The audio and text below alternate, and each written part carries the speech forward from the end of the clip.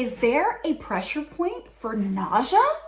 Actually, there is. It's called the P6 point, or also called the vascular meridian. Okay, what that is, we're all gonna find it together. You take 3 of your finger distance in between, and this is actually what they call the Chinese tukan. No, I'm not calling you names. It's actually what it's called. And then in between your first 2 tendons. All right, right here, that's perfect. And that's where you would apply the actual acupressure band. Now, the cool thing is that NoMo Nausea is the only, because it's patented, it's essential oil infused with peppermint. So all you gotta do is smell. The fastest way into your brain is through your nose, but as you continue to push that acupressure point over 30 to 45 minutes before you go, wherever it is, the car, a plane, a train, that will help your body to produce beta endorphins, also known as anti-nausea hormones. So that even if you try to get sick, right, it'll help to combat it for about 12 to 24 hours after. Go check it out.